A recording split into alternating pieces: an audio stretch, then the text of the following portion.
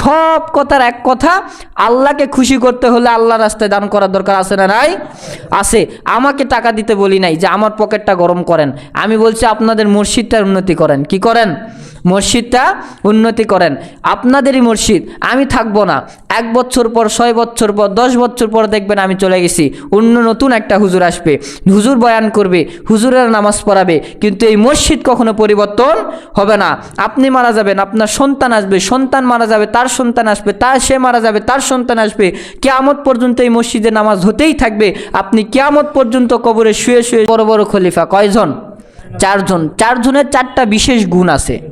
হযরত আবু বকর সিদ্দিক রাদিয়াল্লাহু তাআলা আনহুর গুণ হইতেছে রসুলকে ভালোবাসা, মহব্বত, প্রেম। এটা আবু বকর সিদ্দিকের ভেতরে যেমন ছিল, পৃথিবীর বুকে আর কারো ভিতরে ছিল না। এইটা হইতেছে আবু বকর সিদ্দিক রাদিয়াল্লাহু তাআলা আনহুর গুণ।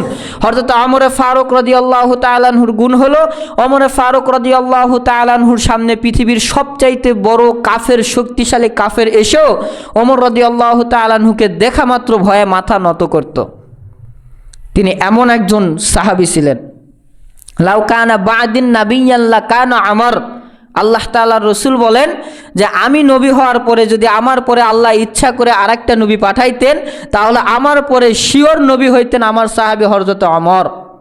তো ওমরের গুণ হচ্ছে পৃথিবীর কোনো কাফেরের খাওয়া নাই ওমরের সামনে। ওমর সবাইকে এক তরবারি আঘাতে হত্যা করতে পারতেন। তিনি একটা চোপ মেরে 10 জনকে হত্যা করে ফেলাইতেন, এমন তিনার বাহুতে শক্তি।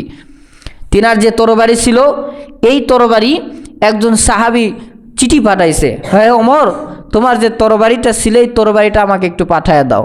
ওমর রাদিয়াল্লাহু তাআলা আনহু পাঠায় দিছে। তো তিনি একটা জায়গাতে আঘাত করতেছে, কাটতেছে না, অনেক জোরে আঘাত করতেছে, কাটতেছে না। তো এই সাহাবী বলতেছে, আমি ওমর রাদিয়াল্লাহু তাআলা আনহুর তরবারি সম্পর্কে যেটা জানতাম যে এত ধারালো, যে একটা জিনিসে মারা মাত্র সেটা 2 টুকরো হয়ে যাবে, কিন্তু আমি তো এত মারতেছি তারপরে কাটতেছে না। তো আবার ওমরের কাছে চিঠি পাঠায় দিছে, ওমর তোমার তরবারি সম্পর্কে যেটা আমি শুনছিলাম এটা তো আসলে প্রকাশ পাইল না। কেন? বলে তোমার তরবারিতে তো কোনো ধারই নাই, কোনো কিছুই তো কাটে না। তো ওমর রাদিয়াল্লাহু তাআলা আনহু বলে, আরে ভাই, শুধু তরবারিতে ধার থাকতে হবে এরকম বিষয় নয়, আপনার বাহুতে শক্তি থাকতে হবে। কি থাকতে হবে? বাহুতে শক্তি থাকতে হবে। যেই তরবারি কাটে না, আমি ওমর যদি হাতে নেই একবারে 10 জনের কাল্লা আলাদা করে দিব। তো এটা হইতেছে ওমর রাদিয়াল্লাহু তাআলা আনহুর গুণ। হযরতে ওসমান গনি রাদিয়াল্লাহু তাআলা আনহুর গুণ হলো তিনি মক্কা নগরের ভিতরে সবচাইতে ধনাঢ্য ব্যক্তি ছিলেন। তিনি আল্লাহর রাস্তায় যত টাকা পয়সা ব্যয় করেছেন, পৃথিবীর কোনো সাহাবী এত টাকা পয়সা ব্যয় করতে পারে নাই। তিনি এত টাকা পয়সা, কোটিপতি ছিলেন, সমস্ত টাকা পয়সা আল্লাহর রাস্তায় ব্যয় করেছেন। হযরতে আলী রাদিয়াল্লাহু তাআলা আনহুর গুণ হলো, আল্লাহ রাসূল সাল্লাল্লাহু আলাইহি ওয়াসাল্লাম হাদিস শরীফের ভেতরে বলেন যে আনা মাদিনাতুল ইলমি ওয়া আলিয়ুন বাবুহা, যে আমি নবী হইতেছি একটা এলিমের শহর, আর এই শহরের দরওয়াজা হইতেছে আমার সাহাবী হযরতে আলী। অর্থাৎ আলী রাদিয়াল্লাহু তাআলা আনহুর এমন জ্ঞান ছিল, রসুলের পরে আলীর মতন জ্ঞান পৃথিবীর বুকে আর কাহারও ছিল না। আলী রাদিয়াল্লাহু তাআলা আনহু জ্ঞানের ভান্ডার ছিলেন। তো 4টা খলিফার 4টা গুণ। হযরত ওসমান গনি রাদিয়াল্লাহু তাআলা আনহু যখন কান্না করতেছিলেন, এইবার রসুল ডাক দিয়ে বলে, ওসমান কি হয়েছে তোমার, তুমি কেন কান্না করতেছো? আমি তো এখানে জাহান্নামের কোনো ওয়াজ করি নাই, তুমি তাহলে কান্না করতেছো কেন? ওসমান গনি রাদিয়াল্লাহু তাআলা আনহু দাঁড়ায় বলতেছেন, ইয়া রাসূলুল্লাহ, ইয়া হাবিবাল্লাহ, আপনি যে হাদিসটা বললেন যে একজন গরিব জান্নাতে যাওয়ার 500 বছর পর একজন ধনী ব্যক্তি জান্নাতে যাবে, তাহলে আমি তো ওসমান এই মক্কা নগরের ভেতরে সবচাইতে ধনাঢ্য ব্যক্তি, আমার টাকা পয়সা সম্পদ সব তো আপনার রাস্তায় ব্যয় করেছি, সব টাকা পয়সা তো আমি আল্লাহর রাস্তায় ব্যয় করে দিয়েছি, তারপরে কি আল্লাহ তাআলা আমাকে 500 বছর পর জান্নাতে নিয়ে যাবে? আল্লাহ রাসূল সাল্লাল্লাহু আলাইহি সাল্লাম বলেন, ওসমান তুমি আমার সাহাবী হইতে পারো, তুমি আমার জামাই হইতে পারো, কিন্তু আল্লাহ তাআলা যেটা বলেছেন সেটা হবেই হবে। তুমি ওসমানও একজন গরিব ব্যক্তি জান্নাতে যাওয়ার 500 বছর পর জান্নাতে যাওয়া। তাহলে ধনী ব্যক্তি দুনিয়ার বুকে হয়ে শান্তি আছে? দেখেন, দুনিয়াতে আপনার টাকা পয়সা সম্পদ যত বাড়বে আপনার শত্রু বেড়ে যাবে, আপনাকে হিংসা করনেওয়ালা মানুষ বেড়ে যাবে। দুনিয়াতে আপনার যত সম্পদ হবে তত দেখবেন আপনার শত্রু বাড়বে, পিছন থেকে আপনাকে মারার জন্য রেডি হয়ে থাকবে। যে তাকে মারতে পারলেই তার সমস্ত সম্পদগুলো আমার হয়ে যাবে। কিন্তু আপনি যত গরিব হবেন, আপনি যত এলিমওয়ালা হবেন, তত আল্লাহ তাআলা আপনার সম্মানকে বৃদ্ধি করে দিবেন। সুবহানাল্লাহ। দেখেন একজন গরিব ব্যক্তি এলিমওয়ালা, এর যত বয়স বাড়ে তত এর ফ্যান ফলোয়ার আরও বেশি বেড়ে যায়। হুজুর একটা পানিতে ফুঁক দেন, দাড়ি যদি পাকা হয় তো আরও তো সম্মান, কত সুন্দর সম্মান। হুজুর একটা খালি পানিতে ফুঁক দেন। এলিমওয়ালা কিন্তু গরিব, কিন্তু ধনাট্যপিক ব্যক্তির পিছনে যারা দৌড়ায় এরা শুধু টাকার পিছনে দৌড়ায়। আপনার পিছন থেকে সরে যাওয়ার পরে বলে এই লোকটা খুবই খারাপ, শুধু আপনার কাছ থেকে টাকা নেওয়ার জন্য আপনার পিছনে দৌড়ায়। তাহলে এই টাকা পয়সা সম্পদ আপনি দুনিয়াতে জমায়ে কি করবেন? এখনই অন্ধকার কবরে যাবেন, সব রেখে চলে যাবেন। শুধু সাদা কাপড় ছাড়া একটা আটা নিয়ে আপনি কবরে নিয়ে যেতে পারবেন না। পারবেননি? পারবেন না। এত সম্পদ বানাইলেন, একটা জমিনের দিকে তাকাইলে এখান থেকে চোখ যত দূর যায় এত দূর আপনার সম্পত্তি। এই সম্পত্তিটা আপনাকে রাখা হবে না বাসতলায় রাখা হবে? বাসতলায় রাখা হবে। আর এত সম্পদ আপনি জমাইছেন, সম্পদ জমাইতে জমাইতে জমাইতে জমাইতে ব্যাংক ব্যালেন্স সব ভরে ফেলাইছেন, 10 তলা বিল্ডিং বানাইছেন, 20 তলা বানাইছেন, এই সবগুলো দুনিয়াতে থাকবে, আপনাকে শূন্য হাতে কবরে যাইতে হবে। এই সম্পদ, এই টাকা পয়সা, এই বিল্ডিংগুলো আল্লাহ রসুল সাল্লাল্লাহু আলাইহি ওয়াসাল্লাম বলেন বোঝা বানিয়ে তোমার গলার ভেতরে ঝুলে দেওয়া হবে। তুমি গলার ভেতরে ঝুলে দেওয়া হবে, তুমি ঝুলে নিয়ে থাকো।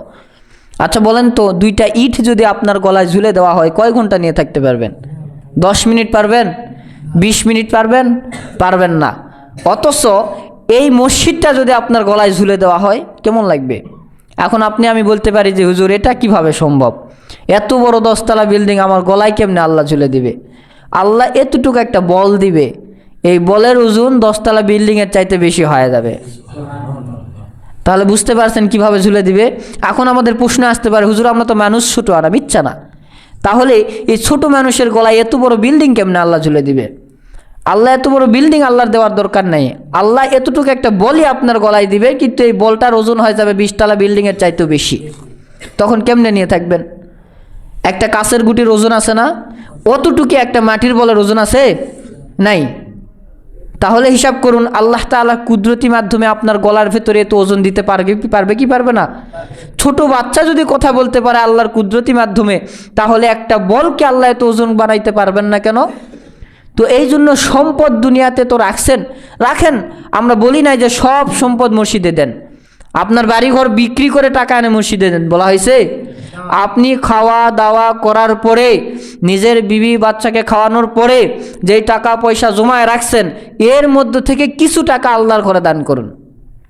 এখন আপনারা মনে মনে গালাইতে পারেন হুজুর খায়া দেয় কাজ নাই, খালে আমাদের টাকা কেমনে খরচ হবে এই বুদ্ধি দেয়।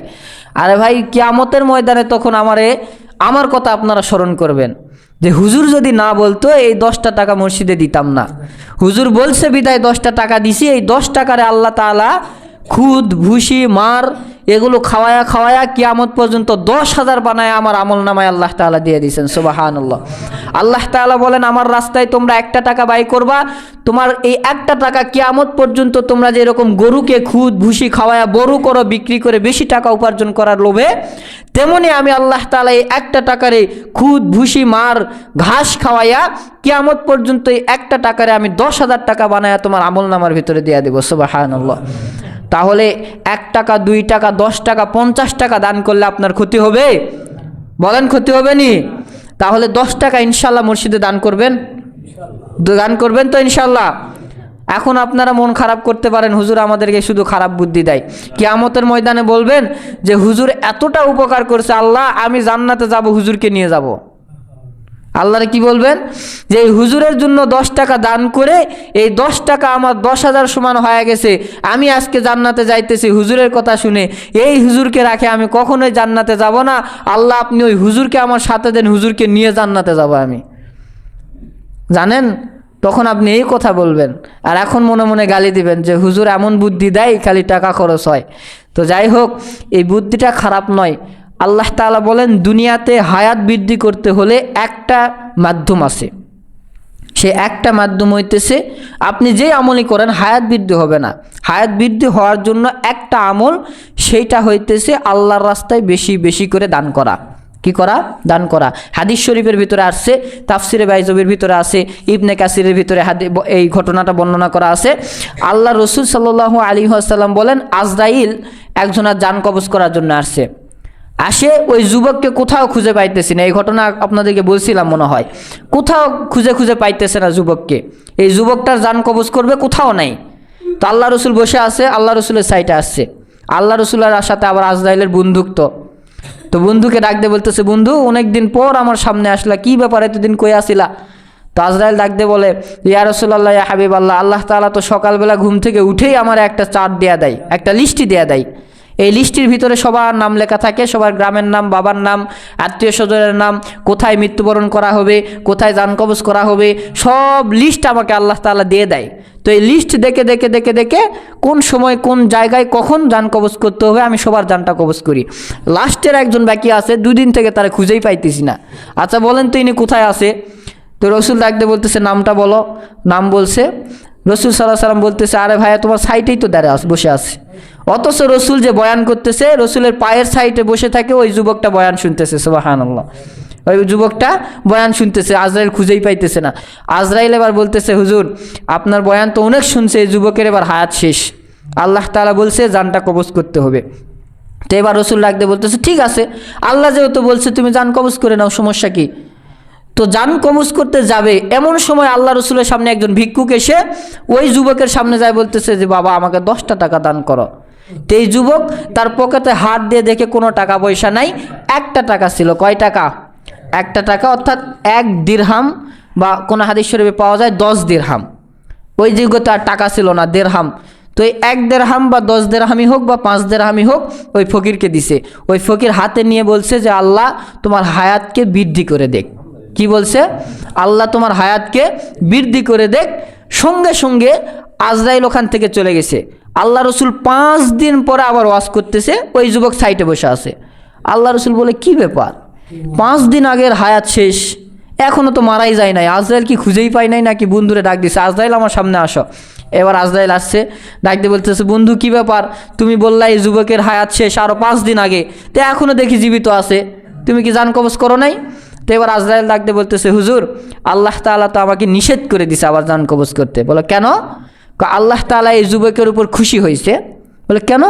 একটা কারণে খুশি হয়েছে। কি কারণ?